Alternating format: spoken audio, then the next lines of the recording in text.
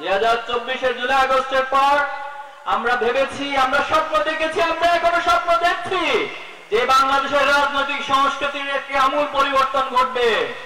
কিন্তু দুর্ভাগ্যজনক হলেও সত্য, অতীতে যারা ফ্যাসিস্ট ছিল তাদের কাজগুলো একটি অংশ, বাংলাদেশের একটি দল, তারা তাদের অসমাপ্ত কাজগুলোকে নিজেদের কাঁধে তুলে নিয়েছে। তারা আগের ধারা সেই রাজনীতিকে আবার বাংলাদেশে প্রচলন করার চেষ্টা করছে।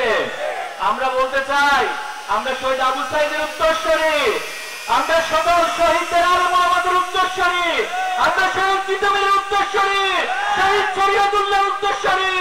এজন্য আমরা কখনো কারো কাছে, কোনো অন্যায়ের কাছে, কোনো ফ্যাসিবাদী রাজনীতির কাছে মাথা নত করব না। আমরা চাই বাংলাদেশে একটি উদার রাজনৈতিক প্রচলন ঘটুক, কাদা ছড়াছড়ির রাজনীতি বাংলাদেশ থেকে বন্ধ হোক। আমরা চাই পরস্পর সম্মান শ্রদ্ধার ভিত্তিতে বাংলাদেশে নতুন আকাঙ্ক্ষার যে রাজনীতি, ছাত্র জনতার আকাঙ্ক্ষার রাজনীতি, শহীদদের আকাঙ্ক্ষার রাজনীতি প্রতিষ্ঠিত হোক।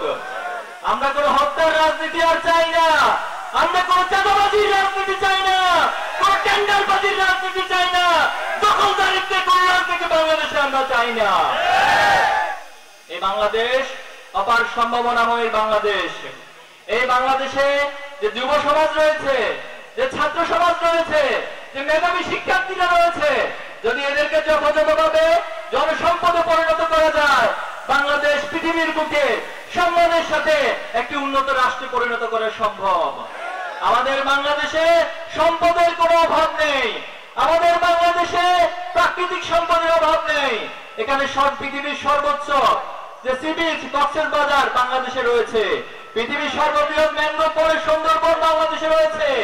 আমাদের দেশের বঙ্গোপসাগরে ব্লু ইকোনমির মধ্য দিয়ে বিশাল সম্পদ আল্লাহ তাআলা দিয়ে রেখেছেন। যে নদীমাতৃকতার মধ্য দিয়ে বাংলাদেশ গড়ে উঠেছে, পুরো বাংলাদেশকে একটি পর্যটন শিল্পের রাষ্ট্র হিসেবে পরিণত করা সম্ভব। কিন্তু আমরা বিগত সময় দেখেছি, যারা এই রাষ্ট্র পরিচালনা করেছে, তারা আমাদেরকে ব্যবহার করে, আমাদের আবেগকে ব্যবহার করে তারা নিজেদের সম্পদের পাহাড় করেছে, কিন্তু মানুষের ভাগ্যের পরিবর্তন করেনি। স্বাধীনতার এতগুলো বছর পার করেছি আমরা, কিন্তু বাংলাদেশের কাঙ্ক্ষিত উন্নয়ন এখনো সম্ভব হয়নি। শুধুমাত্র গত 15 বছরে বাংলাদেশ থেকে 28.5 লক্ষ কোটি টাকা বাংলাদেশ থেকে পাচার করেছে। এই টাকা যদি বাংলাদেশে ব্যয় করা হতো, আজকে এই গাইবান্ধার যে উন্নয়নের অভাব রয়েছে, ঘাটতি রয়েছে, এই উন্নয়নের অভাব ঘাটতি থাকতো না। এখানে এখনো মানুষ স্বাস্থ্য সেবা ঠিকভাবে পায় না, এখানে মানুষ এখনো সঠিকভাবে নিরাপত্তা বোধ করে না, নারীদের জন্য যথাযথভাবে পরিবেশ নিশ্চিত হয় নাই। এজন্য আমরা চাই অতীতে যে রাজনীতি হয়েছে তার অবসান ঘটুক। এই বাংলাদেশকে সত্যিকার অর্থে যে সম্ভাবনাময় বাংলাদেশ, সমৃদ্ধ বাংলাদেশ, এর জন্য প্রয়োজন যোগ্য, দক্ষ, সৎ নেতৃত্ব। এবং আমরা চাই আগামী নির্বাচনে এই গাইবান্ধাবাসী তাদের যোগ্য, দক্ষ এবং সৎ নেতৃত্ব উপহার দিতে তারা প্রস্তুত থাকবে ইনশাআল্লাহ। আমরা এমন একটা বাংলাদেশের স্বপ্ন দেখি যে বাংলাদেশে শিক্ষার্থীরা তাদের সর্বোচ্চ শিক্ষার অধিকার নিশ্চিত হবে, তারা শিক্ষার অধিকার পাবে। যুবকদেরকে, বেকারদেরকে কোন নেতার পিছনে চাকরির জন্য ঘুরতে হবে না, কোন রাষ্ট্রের নেতারা যুবকদেরকে খুঁজে খুঁজে তাদের চাকরির ব্যবস্থা করে দিবে। আমরা এমন বাংলাদেশ চাই যে বাংলাদেশে ন্যায় বিচারের জন্য আদালত করার টাকা নিয়ে কাউকে ঘুরতে হবে না, যে আদালত পারে অন্যায় রায় দিয়ে কোন নিরপরাধ মানুষকে শাস্তি দেওয়া হবে না। আমরা এমন বাংলাদেশ চাই যে বাংলাদেশে ন্যায় বিচার প্রত্যেকের দোরগোড়ায় পৌঁছে দেওয়া হবে। আমরা জানি ওমর রাদিয়াল্লাহু তাআলার সময় তিনি দিনের বেলায় তিনি অফিস করতেন, সকলের সমস্যাগুলো শুনতেন, সমস্যার সমাধান করতেন। তিনি রাতের বেলা না ঘুমিয়ে সকলের বাড়ি বাড়িতে যেতেন, কার কি সমস্যা আছে সেটা দেখতেন। আমরা এমন নেতৃত্ব বাংলাদেশে দেখতে চাই। আমরা চাই সকলের অধিকারগুলোর জন্য কারণ নেতার পিছনে কাউকে ঘুরতে হবে না, বরং সকলের অধিকার তার দোরগোড়ায়, তার ঘরে ঘরে পৌঁছে যাবে।